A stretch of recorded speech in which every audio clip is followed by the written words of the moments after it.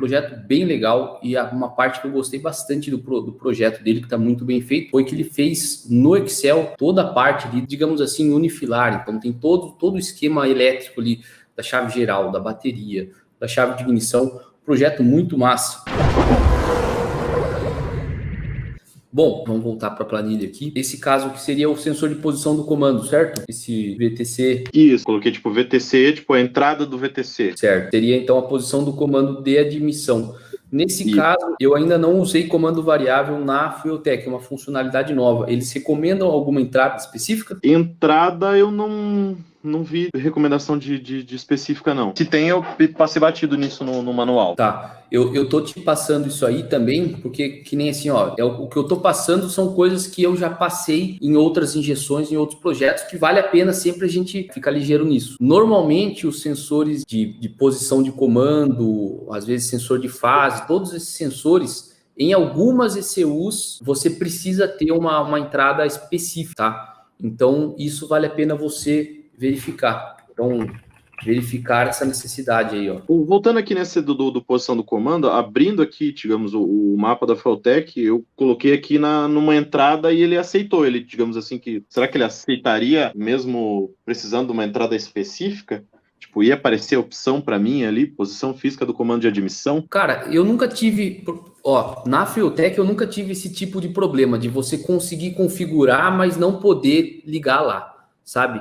Lá, pelas coisas que eu já fiz lá, o negócio é bem feitinho. Mas existem injeções, cara, por incrível que pareça, que você consegue no software configurar, mas depois não funciona. Tem uma ressalva no manual, então, mas mesmo não foi bloqueado no software, né? Não foi bloqueado no software. Então, não é algo universal. Nesse caso da Fueltech em particular, eu não sei. Mas show de bola. E isso é um negócio, assim, que é importante, né? Eu até comentei um exemplo desse aí, que eu não fiz isso aí que você fez, e quando eu fui fazer, não tinha opção no software, né? Então, voltando para nossa planilha aqui. Então, aqui tem a posição do comando, e aqui na outra entrada, na 14, você colocou tensão da bateria. O que seria nessa entrada que você iria colocar? Só para medir a tensão da bateria mesmo?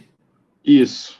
Para ter no log a tensão da bateria, caso não tenha. Eu não pensei que podia ter já na ECU, sabe? Sem eu ligar uma entrada específica para medir isso. Certo. Eu já fiz esses tipos de ligação que nem você fez aqui, mas foi para casos específicos que eu tinha dúvidas sobre alguns pontos de alimentação no chicote. Agora, se você não quiser pesquisar ou estudar alguma queda de tensão específico, você não precisa ligar nada na entrada, porque na própria alimentação da ECU no 12 volts, a ECU já mede por lá e é o que ela disponibiliza no seu datalog, tá? Então, não há necessidade aqui, mas, cara, eu já fiz isso aqui justamente para comparar a tensão que está chegando na ECU com a tensão de algum outro ponto. O que acontece? Aí vai um detalhe bem importante. Tem algumas entradas de ECUs que elas têm um range, né? Ou seja, elas conseguem medir a tensão numa determinada faixa. No seu caso, a gente precisa conferir, mas eu acredito que na entrada da Fueltech ela meça até 5 volts e não até 12 volts.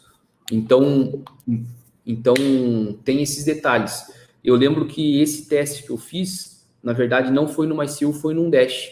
Nas entradas dos dashes da Motec, a gente tem 5 entradas analógicas, 3 delas são de 0 a 5 e 2 delas são de 0 a 12. Então, na verdade, até mais do que 12, se eu não me engano, 15 volts. Isso é importante porque não é uma limitação, muita gente acha que poderia ser limitação da ECU, mas, na verdade, é uma decisão que eles fazem para ter mais precisão. Então, conforme você aumenta o nível de tensão que você consegue medir numa entrada, você diminui a precisão, né? Então, você diminui ali a sua resolução, né? O valor mínimo que você consegue medir. Então, tem esse detalhe aí também. Caso você queira qualquer dia fazer essa medição aí, tem que ficar ligado que as entradas... Normalmente as entradas elas são limitadas até 5 volts ou alguma coisa assim. E daí aqui você separou também os sensores de rotação e fase. Lambda é separado, né? Na Fueltech, por isso está aqui separado. E aqui, beleza. Aqui na Fueltech eles dividem em saídas amarelas, azuis e cinzas, certo? E aqui faltou um pouco de saída para você, né? Faltou. Na verdade, se tivesse uma a mais, eu já ia ficar mais tranquilo que daí eu ia conseguir fazer 2 nitros progressivos para o PWM. Né? Sim. Então aqui, esse é um detalhe importante nas saídas amarelas, colocar borboleta eletrônica e as solenoides que vão ser acionadas por PWM. Então aqui, relembrando, no K20, para quem não conhece esse motor, ele tem o comando continuamente variável, certo? Então você tem o sensor, aquele sensor da posição do comando e uma válvula solenoide que você seleciona a posição do comando, e você também tem o lifter, né, que você muda o lift do comando, que é uma válvula on-off. Olha o que o Charles mandou aqui. Nesse modelo de FT podemos usar uma das saídas auxiliares para o comando variável, só precisa informar a rotação de acionamento da solenoide, que foi o que o Rodrigo fez, Charles. Vamos ver aqui, ó. Tá aqui, ó, o VTEC, ele colocou aqui na saída cinza 5, o VTEC aqui, mas o comando variável em si, ele colocou aqui certinho numa saída amarela. Então como ficou faltando aqui uma saída para nitro, eu não me recordo de cabeça também se ela não faz progressivo nas saídas azuis. Você chegou a dar uma olhada no manual? Eu dei uma olhada, por ser PWM, tem que ser uma saída amarela para fazer. Tem que ser. Parece que na 450, uma das azuis faz PWM, mas na 550, pelo que eu li, era sábado das amarelas mesmo. Entendi. Na 450 faz, mas na 550 não. Tipo, eles pegaram, parece que a 450 não tem as amarelas, né? Daí, uma das azuis seria, tipo, uma que dá para ser amarela. Certo. E daí essa azul na 550 não faz PWM. Pelo que eu entendi, é isso aí. Entendi. Show de bola. Vocês já têm as válvulas solenoides? Já foi comprado. O cliente já comprou as válvulas já. Show de bola. No estágio 2, ele vai manter o 1 acionado, né? Eu não discuti a fundo com ele isso ainda, mas até depois que você falou eu acho que elas são duas do mesmo tamanho, sabe? Daí, tipo, não faria muito sentido eu ligar uma e outra e depois as duas. E isso é um detalhe importante que vale a pena compartilhar com a galera, né? Se você usa a mesma válvula, não tem como com duas válvulas você fazer 3 estágios, né? Porque daí você vai ter que acionar uma e no segundo estágio seria as duas acionadas. Se você conseguir ter duas diferentes, você consegue fazer 3 estágios, né?